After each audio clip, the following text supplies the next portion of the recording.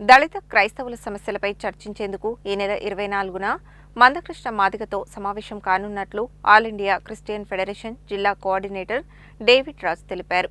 Supreme court తీర్పు, దళిత క్రైస్తవుల పరిస్థితి అనే అంశంపై చర్చించనున్నట్లు తెలిపారు. మంగళవారం స్థానిక ఆర్ఎన్బి అతిథి గృహంలో ఏర్పాటు చేసిన మీడియా సమావేశంలో ఎంఆర్పీఎస్, ఎంఎస్ఎఫ్ నాయకులతో కలిసి ఆల్ ఇండియా క్రిస్టియన్ ఫెడరేషన్ జిల్లా కోఆర్డినేటర్ డేవిడ్ రాజ్ మాట్లాడుతూ సుప్రీంకోర్టు ఇచ్చిన తీర్పు, దళిత క్రైస్తవుల పరిస్థితిపై ఈ నెల 24న హైదరాబాద్లోని వైఎంసీఏలో ఎంఆర్పీఎస్ వ్యవస్థాపకులు మందకృష్ణ మాదిగతో సమావేశం నిర్వహించనున్నట్లు తెలిపారు. ఈ సమావేశంలో దళిత క్రైస్తవులు అధిక సంఖ్యలో పాల్గొని సమావేశాన్ని విజయవంతం చేయాలని కోరారు. ఈ సమావేశంలో all India Christian federation Nalgonda బాధ్యులు మేడి లక్ష్మయ్య, మాతంగి ఆనందయ్య, సాగర్ బాధ్యులు యాచారం యాకోబు, వారణాసి ఆనంద్, ఎంఎస్పీ జిల్లా అధ్యక్షుడు బకరం శ్రీనివాస్ మాదిగ తదితరులు పాల్గొన్నారు.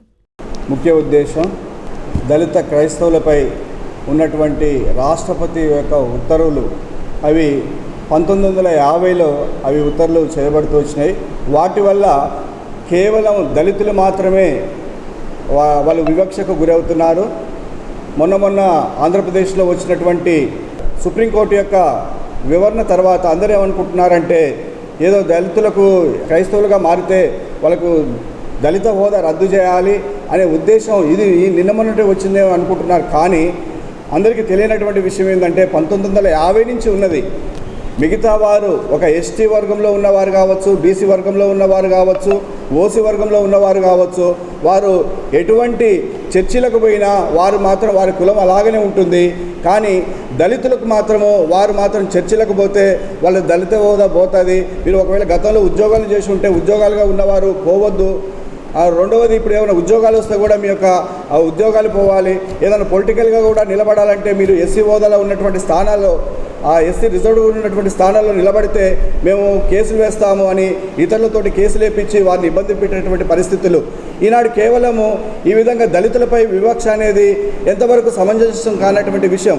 ఇది గత 70 సంవత్సరాల నుంచి ఎదుర్కొంటూ ఉన్నాం. గతంలో అన్న ఏ విధంగా అయితే ఎంఆర్పీఎస్ ఉద్యమం ద్వారా ఏ విధంగా అయితే పోరాడి ఆ యొక్క ఉద్యమాన్ని ద్వారా ఏ విధంగా అయితే హక్కులు సాధిస్తూ వచ్చినారో ఈనాడు మేము కూడా దళితుల క్రైస్తవులకు ఉన్నటువంటి మేము అదే రీతిగా అన్నని సపోర్ట్ తీసుకొని మేము పోరాడి మా యొక్క వివక్ష నుంచి ఆ యొక్క వాటి నుంచి మేము కూడా తప్పించే విధంగా మేము భవిష్యత్ దినాలు కూడా ఎంతగానో ఉద్యమిస్తాం, పోరాటం చేస్తాం.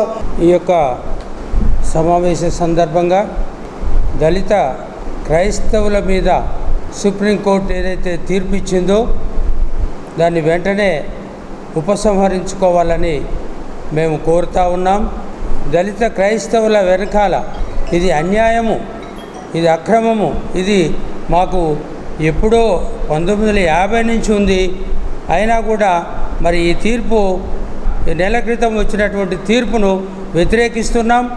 దానికి సహకరిస్తున్నటువంటి ప్రతి ఒక్కరికి కూడా మేము ధన్యవాదాలు తెలియపరుస్తున్నాం.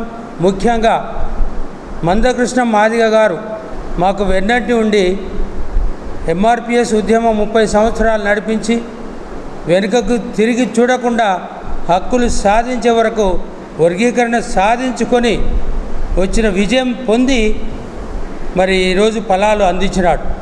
ఏఐసిఎఫ్ ఆధ్వర్యంలో ఈ నెల 24న ఏదైతే సుప్రీంకోర్టు దళితులు క్రైస్తవ మతంలోకి వెళితే వాళ్ళ ఎస్సీ హోదాను రద్దు చేస్తామని, అదేవిధంగా డాక్టర్ బిఆర్ అంబేద్కర్ రాజ్యాంగ నిర్మాత అతను ఎస్సీ ఎస్టీలకు చట్టాలను నిర్మిస్తే ఆ చట్టాలు కూడా కోల్పోతారని చెప్పేసి సుప్రీంకోర్టు ఇచ్చినటువంటి తీర్పును మేము ఖండిస్తూ వెంటనే రద్దు చేసుకోవాలని కూడా మేము తెలియజేస్తూ, అయితే ముఖ్యంగా దళితులు ఎదుర్కొన్నటువంటి కుల వ్యవస్థత కానీ కుల అహంకారాలతోటి దళితుల మీద జరిగే దాడులు కానీ ఖండిస్తూ మతం మారితే ఎస్సీ హోదా రద్దు చేయడం అనేది చాలా దుర్మార్గం.